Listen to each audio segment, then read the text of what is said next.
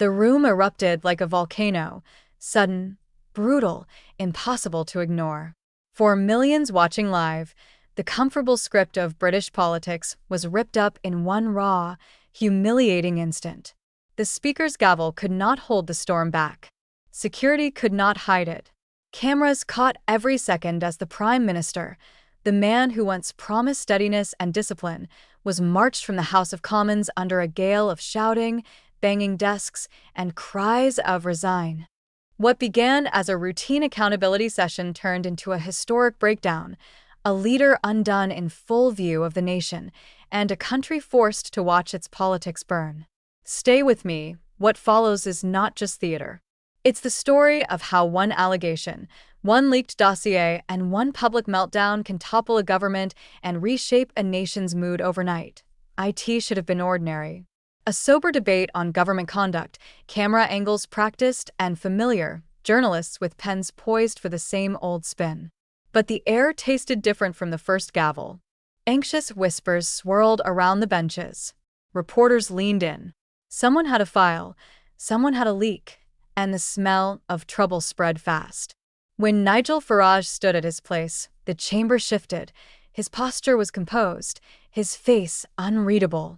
Then he dropped the bomb, a set of documents, official-looking and scandalous, alleging secret talks between Number 10 and EU officials about migration and labor arrangements that, if true, contradicted every public promise of sovereignty and transparency. The accusation landed like lightning. At first there were derisive laughs, disbelief, cries of "nonsense." Then Farage methodically laid out the claim.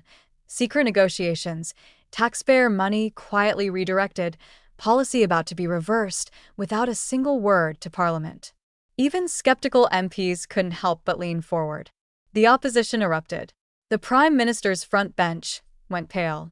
For a sliver of a moment, every lens in Parliament was fixed on the person whose job it was to answer. When the Prime Minister rose, his face was a portrait of force control. But the veneer shattered in a heartbeat. He slammed his notes onto the dispatch box and pointed straight across at Farage, voice rising into a raw accusation. "You're a liar. You've stoked division your whole career. You disgust me." The chamber did not hold back. Veterans froze in shock. The speaker called for order, then called again. Anger spilled, voices clenched like fists, and the scene that followed was one no one had scripted. Parliamentary procedure has a blunt instrument for this kind of chaos. The speaker invoked the power to order a member to withdraw from the chamber for the remainder of the day, a move that effectively removed the Prime Minister from his own stage. That procedure, grounded in the Commons standing orders, gives the chair authority to eject members whose conduct is grossly disorderly. The image of the Prime Minister being gently but firmly guided from the chamber was broadcast across living rooms and phone screens, an image that would not fade. UK Parliament, 1. Outside, the ripple became a tidal wave. Within minutes, thousands gathered in Parliament Square, chants swelling, "Resign." People banged flags, held hastily printed placards, and streamed themselves live as if they were carrying the sound of the building into every household. Social platforms exploded with clips of the moment. The red-faced shout, the push of the sergeant-at-arms, the double doors closing behind the man who had promised steadiness. #PM Meltdown and #Standing Order 43 trended. In a matter of hours, what had been a row in a single chamber had become a national crisis.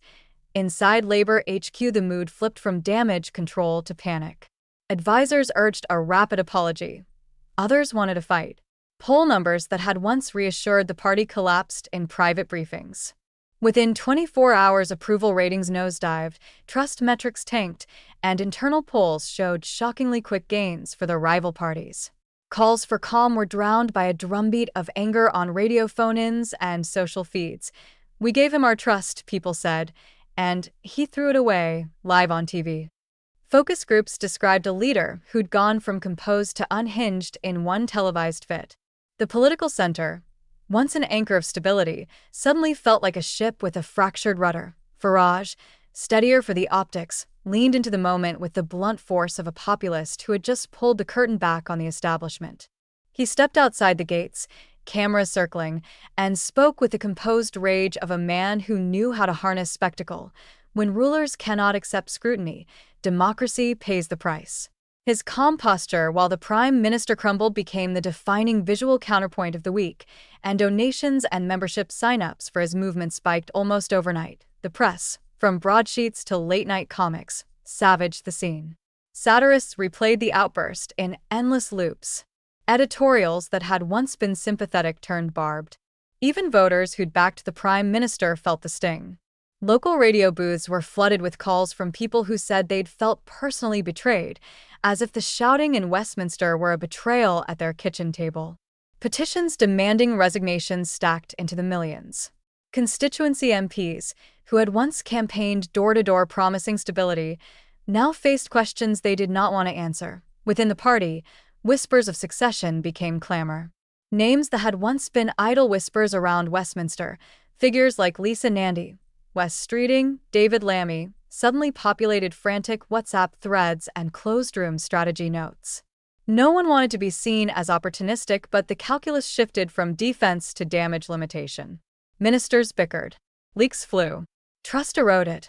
As night fell, the scene at Downing Street looked less like a symbolic protest and more like a national verdict.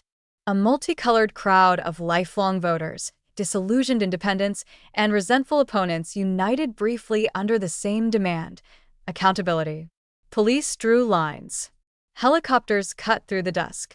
The chants grew louder and angrier, and for the first time in a long while the voice of the street felt like it could topple more than a speech.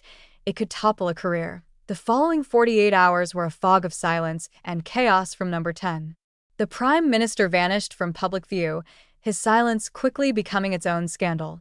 In that vacuum, political rivals filled the air with a narrative of collapse.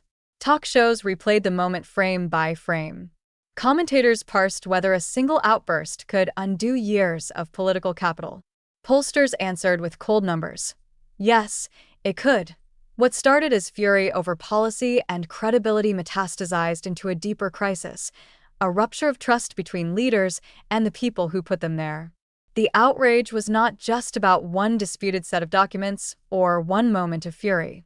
It was a broader sense, across towns, cities, and regions, that promises of integrity had ringed hollow.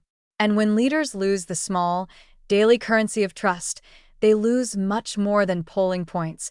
They lose the moral authority to govern. A week on, the images still looped: the gavel, the shout, the guided exit. Political life had, for the moment, been reduced to spectacle. But spectacle can harden into consequence. Emergency meetings, rebellion in the backbench, petitions, and the raw force of public anger all made clear that this was no passing embarrassment. For many, the Prime Minister's collapse was proof the old rules were broken and that the compact between people and power needed rewriting. This is how public life unravels, not in a single act of betrayal, perhaps, but in a series of small betrayals amplified by one unforgettable collapse.